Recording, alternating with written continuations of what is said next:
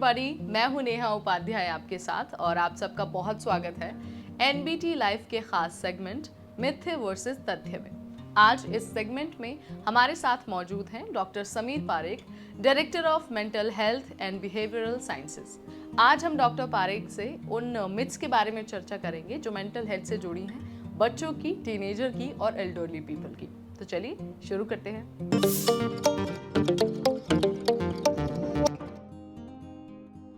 Sir, हमने कई बार लोगों को ये कहते हुए सुना है कि जो एंजाइटी है ये तो एल्डरली लोगों की प्रॉब्लम है, बच्चों में तो ये समस्या हो ही नहीं सकती। तो आपका क्या कहना है इस पर? क्या ये मिथ है या फिर सच में इसमें कोई रियलिटी है? मिथ है और इसको दो हिस्से देखेंगे। एंजाइटी एक एक्सपीरियंस है, मूड है जो कभी भी हो सकता है। आप 5 साल के हो सकते हैं और आपको किसी स्टेज पे जाना है, उसके पहले आपको एंजाइटी हो गई, या आपको पहली बार स्विमिंग करनी है उसकी एंजाइटी हो गई। आप एक अडल्ट हो सकते हैं और आपका एक बड़ा इंपॉर्टेंट एग्जाम है, उसकी एंजाइटी हो गई। लेकिन एंजाइटी एक बीमारी भी हो सकती है। एंजाइटी डिसऑर्डर्स दुनिया में करीब 23 करोड़ लोगों से ज्यादा को दुनिया भर में होते हैं और पेंडेमिक में करीब 25% इंक्रीज हुआ है एंजाइटी डिसऑर्डर्स का दुनिया भर में।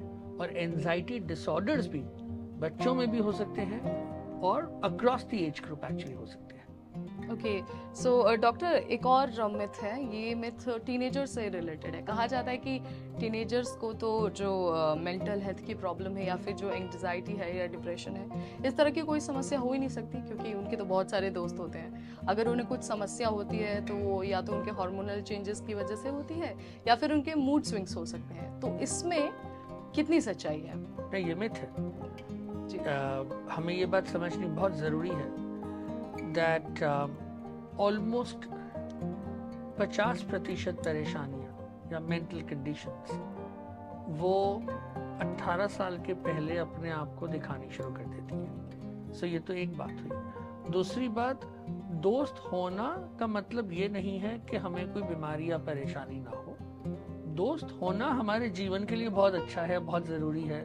Social support is very good. लेकिन क्योंकि मेरे दोस्त हैं इसलिए मुझे मानसिक परेशानी नहीं होगी, ये बात सही नहीं है। तो सर प्लीज़ हमारे जो टीनेजर्स हैं जो हमें देख रहे हैं अभी, उन तक प्लीज़ कुछ टिप्स पहुंचा दीजिए कि वो अपने मेंटल हेल्थ के लिए क्या करें और अगर उनको कोई समस्या है तो उसे वो टैकल कैसे करें।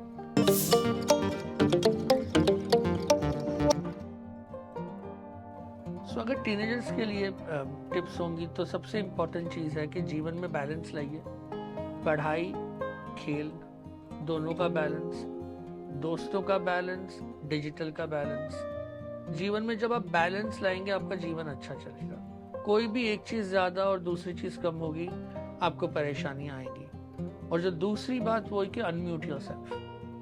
अपनी बात अपने अंदर ना रखें, बात करें, चाहे वो दोस्तों से बात करें, परिवार से बात करें, टीचर से बात करें, ज़रूरत पड़ने पे काउंसलर से बात करें।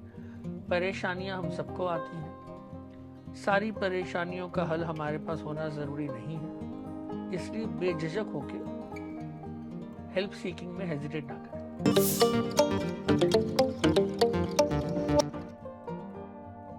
डॉक्टर, इसी से रिलेटेड मेरा जो अगला मिथ कह लीजिए या फिर एक फैक्ट कह लीजिए, अक्सर हम जब कहते हैं कि हमें साइकेट्रिस्ट के पास जाना है तो लोग ये बोलते हैं कि यार साइकेट्रिस्ट के पास तो सिर्फ पागल लोग जाते हैं, या फिर जो एक तरह से मतलब कहते हैं ना कि जो दिमागी बीमारी जिस इंसान को है सिर्फ वही जाते हैं साइकेट्रिस्ट के पास। तो किस हद तक ये बात सही है? नहीं, ये बात तो मिथ और फैक्ट के बाहर है। मुझे लगता है कि पागलपन शब्द ही गलत है और हमारे समाज में इसका यूज जिस तरह से हो रहा है वो सही नहीं है। मानसिक बीमारियों को एज अ स्लर यूज करना मुझे लगता है कि ह्यूमन राइट और डिग्निटी के खिलाफ है और वो हमें करना ही नहीं चाहिए। जहाँ तक बात मनोचिकित्सक मनोवैज्ञानिक की है, तो जैसे आप हार्ट के स्पेशलिस्ट के पास हार्ट की परेशानियां लेके जाते हैं तो माइंड के स्पेशलिस्ट के पास माइंड की परेशानियां लेके जाते हैं। उनमें से कुछ परेशानियां बीमारियां होती हैं जहाँ पे उनका इलाज होता है, वो इलाज चाहे काउंसलिंग हो या दवा हो। और कुछ परेशानियां ऐसी हैं जिसमें दवा का रोल नहीं है, जिसमें सलाह और आपके अपने सोच, आपके चेंज से उन परेशानी में आप सॉल्व कर सकते हैं। डॉक्टर, हमारे आसपास अगर हम देखते हैं तो कई लोग ये कहते हैं कि अगर किसी इंसान को के साथ कोई हादसा हो गया है या फिर वो किसी ट्रॉमा से गुजर रहे हैं तभी उनको मेंटल समस्या हो सकती है। क्या ये सही है या फिर इसके और भी कारण हो सकते हैं? नहीं, अपने आप में बात सही नहीं है। ट्रॉमा होने से मानसिक परेशानियां की टेंडेंसी बढ़ सकती है, ये बात सही है। इसलिए ट्रॉमा में हमें सपोर्ट सही समय पे मिले जिससे आगे चल के वो ट्रॉमा हमें परेशान ना करे, ये बात सही है। लेकिन सिर्फ ट्रॉमा के कारण मानसिक बीमारियां होती हैं, ये बात सही नहीं है। हमारे शरीर में बहुत से केमिकल्स होते हैं, केमिकलों के फेरबदल हमारे जो बॉडीली एस्पेक्ट्स हैं, बायोसाइकोसोशल कहते हैं। बायो यानी हमारे केमिकल इम्बैलेंस, साइकोलॉजिकल यानी हमारी पर्सनालिटी सोच, सोशल यानी हमारी एनवायरनमेंट। मानसिक बीमारियां बायोसाइकोसोशल कॉज के माध्यम से देखी जाती हैं। डॉक्टर, जो हमारी टीनेजर्स हैं, हमारे छोटे छोटे बच्चे हैं, अभी क्योंकि वो सोशल मीडिया पे बहुत ज़्यादा एक्टिव हो गए हैं, उन्हें बहुत सारी इन्फॉर्मेशन भी वहाँ से मिल रही है, वो उन पर बिलीव भी कर रहे हैं। एक चीज़ है कि वो ये मानते हैं कि जो एंग्जाइटी है, डिप्रेशन है या फिर जो भी मेंटल हेल्थ से रिलेटेड इश्यूज हैं वो परमानेंट है और उसे कभी ठीक ही नहीं किया जा सकता।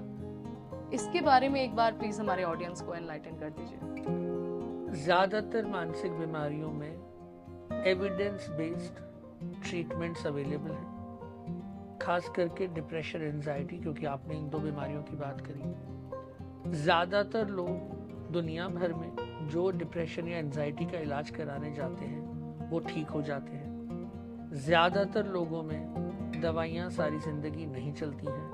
ये दवाइयाँ आपको आदत या नशा नहीं देती हैं और ये बीमारियाँ आपको सारी ज़िंदगी रहेंगी, ये बात ज़्यादातर लोगों पे लागू नहीं होती। सर, तो एक बार बताई दीजिए जो हमारी ऑडियंस है उनको कि आखिर लोग ऐसा मानते क्यों हैं, वो ऐसा क्यों सोच रहे हैं, आखिर क्या है इसके पीछे कारण कि उनको लग रहा है कि नहीं ये सारी चीज़ें तो परमानेंट है।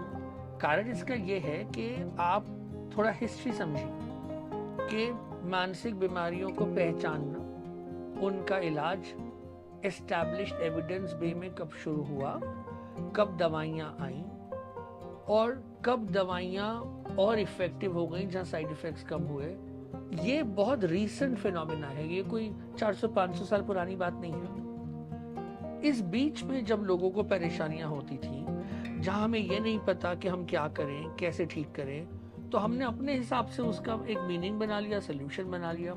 उसी तरह से मीडिया, खास करके एंटरटेनमेंट मीडिया में जिस तरह से पोर्ट्रेल हुआ है मानसिक बीमारियों का, कहीं कॉमेडी दिखा दी, कहीं वायलेंस दिखा दिया, कहीं क्राइम दिखा दिया, उससे भी एक इम्पैक्ट हुआ है। आज भी जो faulty, fake, incorrect information social media में है वो भी उसी तरह से बुरा असर करती है, क्योंकि जो चीज सही नहीं है जितना हम उसको बार बार बताते जाते हैं तो वो एक स्टीरियोटाइप ही बन जाती है, जिसके कारण स्टिग्मा आता है। दुनिया भर में 75% लोग जिनको मानसिक परेशानियां हैं, जिनको मदद मिलने से फायदा हो सकता है, वो इसलिए मदद नहीं लेते हैं क्योंकि उन्हें लगता है कि ये स्टिग्मा है, क्योंकि उनको इस डिस्क्रिमिनेशन का होने का डर लगता है। सो इसलिए बहुत ज़रूरी है कि मीडिया जिस तरह से इस समय काम कर रहा है, आप जैसे अभी कर रहे हैं इस समय, मानसिक बीमारियों से संबंधित मिथ्स के बारे में हम जितनी चर्चा करते जाएं वो कम है, जितनी जागरूकता फैलाएं वो कम है। ये हमें कॉन्स्टेंटली करनी है जब तक वो 75% नंबर जीरो ना हो जाए। बिल्कुल डॉक्टर। सो इसी के साथ मैं चाहूँगी कि जो हमारे ऑडियंस है जो देख रही है हमें, चाहे वो टीनेजर्स हो, एल्डरली लोग हों या फिर बच्चे हों, उनके लिए आप एक ऐसे टिप्स बता दीजिए जो आराम से हर दिन वो लोग फॉलो कर सकें और उससे जो उनका मेंटल हेल्थ है वो बहुत अच्छा रहे। सो मुझे लगता है कि जीवन में बदलाव आएंगे, बदलाव के लिए थोड़ा प्रिपेयर करिए, जिससे कोई भी बदलाव आपको बहुत प्रेशर ना डाले। रिलेशनशिप्स की वैल्यू करिए। जीवन में मीनिंगफुल रिलेशनशिप से ज़्यादा श्योरिटी ऑफ हैप्पीनेस कोई और है नहीं। तो मीनिंगफुल रिलेशनशिप आप फ्रेंड्स, परिवार, कजिन्स के साथ समय बिताइए, क्वालिटी समय बिताइए, अपनी सोशल कम्युनिकेशन स्किल्स पे काम करिए। तीसरा, आपकी सोच, पॉजिटिव सोच, सकारात्मकता बहुत ज़रूरी है। बहुत चीज़ें नेगेटिव नज़र आ जाएंगी आपको, आसपास जहाँ देखेंगे आपको नेगेटिव मिल सकता है, लेकिन आप ढूंढ ढूंढ के अपने आप को भी और अपने आसपास पॉजिटिविटी को बना के रखिए। पॉजिटिव रहेंगे तो आपकी क्वालिटी ऑफ लाइफ बहुत अच्छी जाएगी। चौथा, बैलेंस ऑफ लाइफ बहुत ज़रूरी है, और बैलेंस में मुझे लगता है आज के ज़माने में थोड़ा डिजिटल डिटॉक्स करिए। बहुत ज़्यादा समय हम गैजेट्स में बिता रहे हैं, थोड़ा बाहर निकलिए। फिजिकल एक्टिविटी, योग, relaxation, fun, creativity, art, sports, pets, plants, बहुत कुछ है गैजेट्स के बाहर, और शायद वो समझना ज़रूरी है। और लास्ट चीज़ मुझे लगता है कि बिना हेजिटेशन ना हेल्प सीकिंग करिए। हमारे पास सारी परेशानियों का हल कभी भी नहीं हो सकता, खास करके जब हम मानसिक बीमारियों की बात करते हैं। बेझिझक जाके किसी एक्सपर्ट से बात करिए, आसानी से आपको हल मिलेंगे। जो सारी मिथ्स आसपास हैं उन्हें छोड़ के अपने जीवन, अपनी क्वालिटी ऑफ लाइफ को प्रायोरिटाइज करिए आप।